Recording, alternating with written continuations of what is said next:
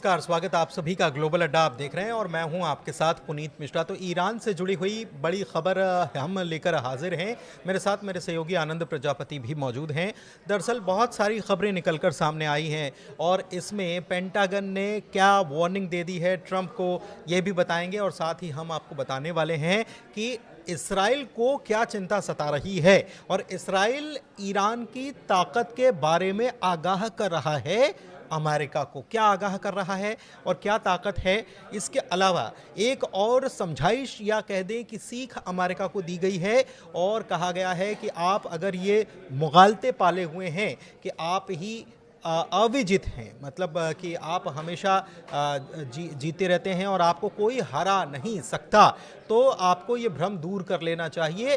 और याद दिला दी गई है अमेरिका की दो हार की, बड़ी हार जो हुई थी उसके बारे में याद दिलाई गई है। तो इसी मुद्दे पर बात करते हैं और इसके साथ ही IRGC की तरफ से क्या ऑपरेशन किया गया और क्या तैयारी की गई, क्या दिखाया गया, अपनी फायर पावर को कैसे दिखाया गया, उसकी भी बात करेंगे। तो चलिए शुरुआत करते हैं। मेरे सहयोगी आनंद मेरे साथ मौजूद हैं। आनंद, सबसे पहले क्या बड़ी खबर आई है? सबसे बड़ी खबर तो पहली बात यही है कि ईरान जो चाहता था धीरे धीरे वो साफ होता नज़र आ रहा है, क्योंकि ईरान ने साफ साफ बोल दिया था कि अगर ईरान पर अटैक होगा तो इसका मुंह तोड़ जवाब दिया जाएगा। हालांकि अटैक से पहले ऐसी ऐसी खबरें आ रही हैं और वो अमेरिका के लिए बहुत चिंता का विषय है, क्योंकि ईरान जो है अपने पर अड़ा हुआ है। ईरान का कहना है हम डील के लिए तैयार हैं, आप बैठक जितना चाहिए उतना बैठक करिए। दूसरी बैठक हो चुकी है, आपको भी पता है, लेकिन दूसरी बैठक के बाद भी कुछ ऐसा क्लियर मामला नहीं हुआ है। लेकिन इस बीच जो दो जहाज जंगी बेड़ा जो निकला हुआ था ईरान के पास पहुंचने के लिए, तो दूसरा वाला जो जहाज जंगी बेड़ा था जेराल्ड फोर्ड, ये जो असल में हुआ क्या है कि इसमें कुछ तकनीकी खराबी आ गई है और इस कारण से ओमान पहुंचने से पहले ही ये जहाज जो है कि बुरी तरीके से फंस चुका है समुद्र में। अब ये समुद्र में फंस चुका है, लेकिन इसके लिए अब जो ठीक करने की, मतलब उस जहाज को ठीक करने के लिए जो संसाधन चाहिए वो अभी उपलब्ध नहीं है समुद्र में। तो इस कारण से जो जंगी जहाज में जो सेना तैनात है, एक तरीके से पूरी सेना उसमें परेशान नजर आ रही है।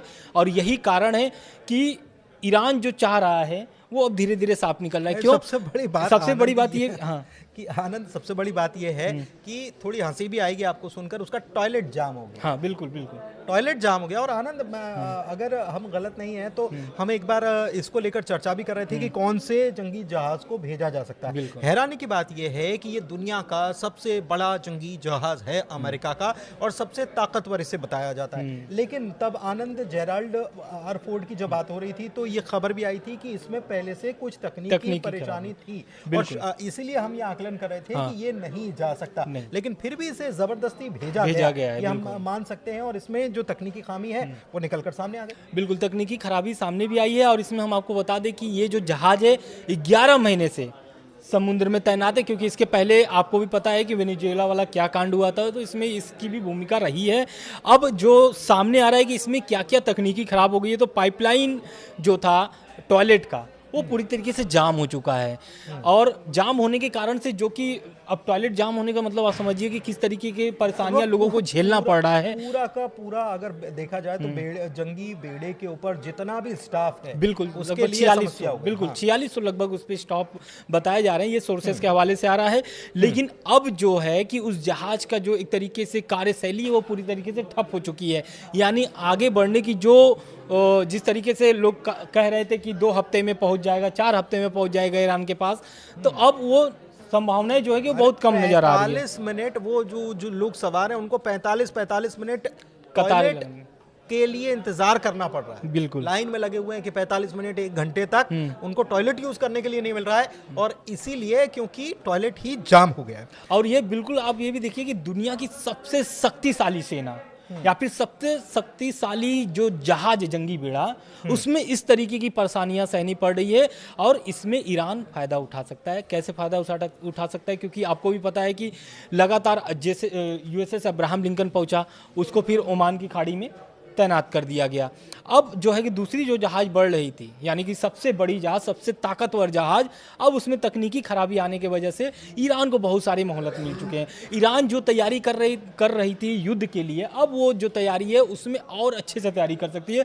हालांकि अटैक की जो बात हो रही है, अब ईरान अमेरिका के सहयोगी ही कुछ लोग हैं जो वो बोल रहे हैं कि अटैक करने से क्या क्या नुकसान होंगे, वो आगे हम अभी आपको बताएंगे। बिल्कुल। एक चीज़ और है कि इस बीच ईरान ने एक वार्निंग अमेरिका के लिए जारी कर दी है, या समझाइश या सीख जो भी कह लें, और माफ़ कीजिएगा, ईरान ने नहीं, इसराइल ने जारी किया है, और ये ईरान की ताकत बता रहा है। और क्या बता रहा है कि क्या कर सकता है ईरान, इसको भी समझते हैं कि इसराइल ने ईरान को लेकर अमेरिका को क्या बताया। देखिए, पहले तो खबर आपको भी पता है कि लगातार खबरें आ रही थी कि ईरान जो है कि दोनों जंगी जहाज़ों को डुबा सकता है, लेकिन ये बात ईरान की तरफ से हो रही थी। लेकिन अब ईरान का जो कट्टर दुश्मन है इजराइल, अब वो भी यही बात कहने लगा है। क्यों कहने लगा है वो पूरी तरीके से विस्तार में बताया है। इजराइल का कहना है कि ईरान जो है 40,000 पाउंड के पानी के भीतर विस्फोट कर सकता है, यानी अगर ये विस्फोट हुआ तो दोनों जहाज जो है कि डूब जाएंगे। डूबने के बाद जो हालत होगी आपको भी पता है, क्योंकि आपको भी पता है कि मिडिल ईस्ट में ईरान पानी में एक प्रकार से छोटा सा परमाणु धमाका करने से पूरी दोनों जहाज जो है कि एक तरीके से डूब जाएगी। जहाज में उसमें जितने लोग सवार हैं वो भी एक तरीके से भारी नुकसान हो सकता है। साफ ये कहने अगर कहूँ तो अमेरिका को भारी नुकसान हो सकता है, और ये बात इजराइल बता रहा है। जो इजराइल चाहता है कि अटैक करे, अमेरिका अटैक करे, इजराइल अटैक करे। बिल्कुल खबर आ रही है कि एक डील भी हुई है ईरान की चीन के साथ। बिल्कुल डील हुई है, और ये बहुत बड़ी डील है, क्योंकि ये जो डील हुई है एक तरीके से एंटी शिप मिसाइल की डील हुई है। और ये एंटी शिप मिसाइल आपको भी पता है कि किस तरीके से इस्तेमाल किया जाता है, क्योंकि चीन जो है ये जो मिसाइल एक तरीके से जो ईरान के साथ डील की है, इस मतलब ऐसे समय पे की है जिस समय तनाव जो है कि अमेरिका और ईरान की बहुत चरम पर पहुंच गया है। और सबसे बड़ी बात यह है कि ये जो डील की बात कही जा रही है, मतलब इसमें डील ही नहीं हुई है, सप्लाई भी बहुत जल्दी शुरू हो जाने वाली है, ऐसी बातें कही जा रही हैं। एक चीज़ और है, एंटी शिप मिसाइल मतलब क्या, कि शिप के ऊपर अगर कोई हमला होता है तो वो मिसाइलें जो हैं उस हमले को नाकाम कर देंगी। एक बड़ी बात है, और ये बहुत बड़ी बात ईरान एक प्रकार से कहता नजर आ रहा है। हालांकि सूत्रों के हवाले से खबर आ रही है, लेकिन ईरान क्या कह रहा है, ईरान ये कह रहा है कि 48 घंटे तो भूल जाओ, 24 घंटे, महज 24 घंटे में हम न्यूक्लियर बॉम्ब जो है उसको बनाने की ताकत रखते हैं। जी हाँ, ये बड़ी बात कह दी है। तो मतलब यानी आईएईए की बात सच हो जाएगी, क्योंकि आईएईए का तो दावा है। ईरान अभी तक इस बात से इनकार कर रहा था कि हमको परमाणु बम नहीं बनाना है, लेकिन एक प्रकार का प्रेशर जो डेवलप हो रहा है कि ईरान के ऊपर अगर एक अटैक भी होता है तो उसके बाद तुरंत परीक्षण करने की स्थिति में ईरान आ जाएगा, ऐसा कहा जा रहा है। इसके साथ एक और खबर सामने आ रही है कि ईरान के जो कमांडर इन चीफ हैं हातमी, उनका एक बहुत बड़ा बयान आया है। एक तरीके से अमेरिका को चेतावनी दी है और अमेरिका की हार को याद दिलाया है। उन्होंने कहा है कि ये जो आप जीत की झूठी मिसाइलें, मतलब एक तरीके से आप दावा कर रहे हैं कि ईरान पर हम जीत हासिल कर लेंगे, तो आप बहुत गलत फहमी में हैं, क्योंकि वियतनाम और अफगानिस्तान को आपको याद करना होगा। वही अफगानिस्तान है जहाँ पे आप तालिबान को भगा करके वहाँ पर आप एक तरीके से किस तरीके से विवाद वहाँ पर बढ़ा था, तनाव बढ़ा था, लेकिन आज के डेट में अफगानिस्तान वहाँ पर सत्ता संभाला हुआ है। तो ये अफगानिस्तान में तालिबान समान बिल्कुल। और इसी को लेकर अभी हाल ही में ट्रंप जो है वो बड़े नाराज हो गए, और इसके पहले की बाइडेन प्रशासन जो है उसके ऊपर भी उन्होंने नाराजगी जाहिर की और कहा कि जिस तरीके का काम किया हमारे साजो सामान जो हैं वहीं रह गए। तो ये तमाम बातें हो रही हैं, लेकिन इस बीच एक बड़ी सीख दी जा रही है पेंटागन की तरफ से ईरान के मामले को लेकर। और किसको सीख दी जा रही है? अमेरिका को।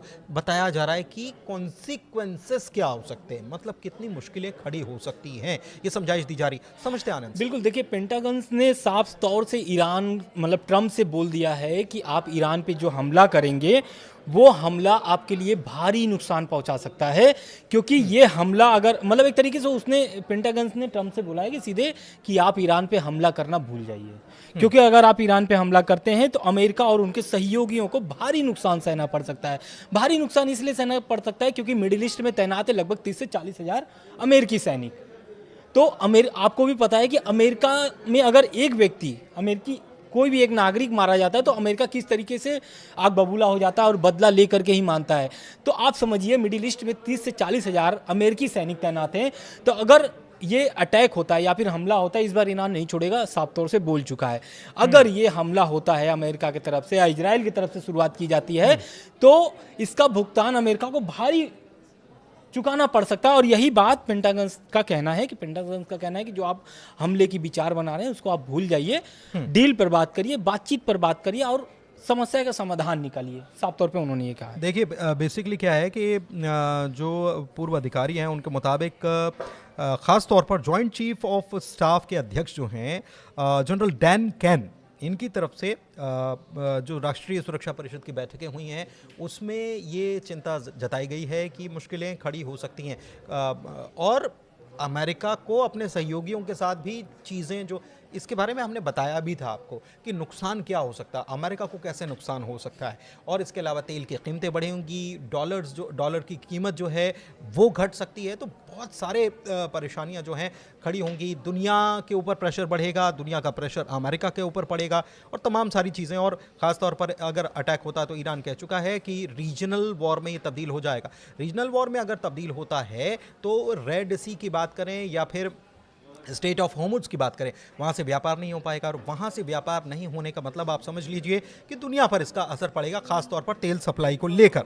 एक चीज़ और है, एक खबर ये है और ये खबर इसी बात को लेकर, ये जो हम आपको बता रहे हैं इसी बात को लेकर सामने आई है कि इसी मामले को लेकर अमेरिका में दो फाड़ हो गया है। बिल्कुल, अमेरिका में दो फाड़ इसलिए हो गई है क्योंकि सेना जो है और ट्रम्प की जो प्रशासन है दोनों में तनातनी चल रही है। ऐसी सोर्सेज की तरफ से खबर आ रही है। क्यों? क्योंकि जैसा मैंने आपको बताया कि 30 से 40 हज़ार सैनिक तैनात हैं और आपको मैंने स्टार्टिंग में भी बताया कि जंगी बेड़ा जो पहुंचा हुआ है ओमान भी अभी नहीं पहुंच पाया, बीच समुद्र में फंसा हुआ है तकनीकी खराबी की वजह से।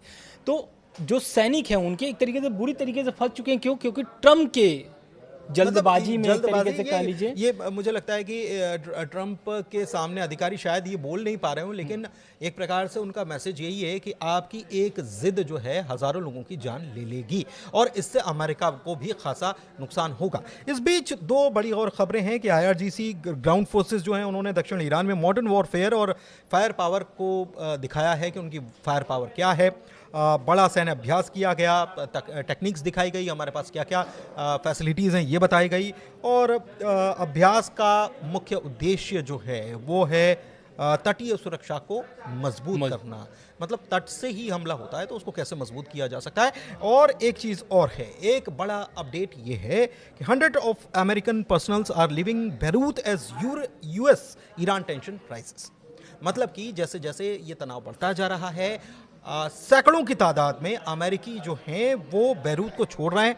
माना यह जा रहा है कि अगर ये हमला होता है या ऐसी परिस्थितियां, क्योंकि पहले तो ये कहा जा रहा था कि सोमवार मंगलवार तक कुछ हो सकता है, लेकिन अगर ये परिस्थितियां बनती हैं तो हिजबुल्लाह एक्टिवेट हो जाएगा और हो सकता है कि वो इसराइल पर हमला करे और अमेरिकी जो बेस हैं सीरिया में वहाँ पर अटैक करे, जॉर्डन में अटैक करे, इराक पर अटैक करे। और दूसरी तरफ अगर सीरिया की बात करें तो वहाँ से भी US पर्सनल्स जो हैं वो निकल रहे हैं और कहाँ पर तैनाती हो रही है उनकी, इराक में तैनाती होती नज़र आ रही है कि उनको इराक में तैनात किया जा सकता है, क्योंकि इराक के मिलिशिया जो हैं उनको भी कहीं ना कहीं समर्थन ईरान का है और वो भी ईरान को सपोर्ट करते हैं। यमन में बैठे हूती जो हैं वो भी ईरान को सपोर्ट करते हैं और ऐसे में बड़ी टेंशन जो है इस वक्त मिडिल ईस्ट में बनी हुई है। लेकिन ईरान की पावर को देखकर ये लग रहा है कि हाल फिलहाल बातचीत की ही कोशिश की जाएगी बजाय किसी युद्ध या किसी हमले के, क्योंकि स्थितियां यही नजर आ रही है। हालांकि अपडेट्स जो हैं वहां से लगातार आ रहे हैं और बार बार बदल भी रहे हैं, हम आप तक पहुंचा रहे हैं। फिलहाल ग्लोबल अड्डा में इतना ही, चर्चा को यहीं समाप्त करते हैं। बहुत शुक्रिया।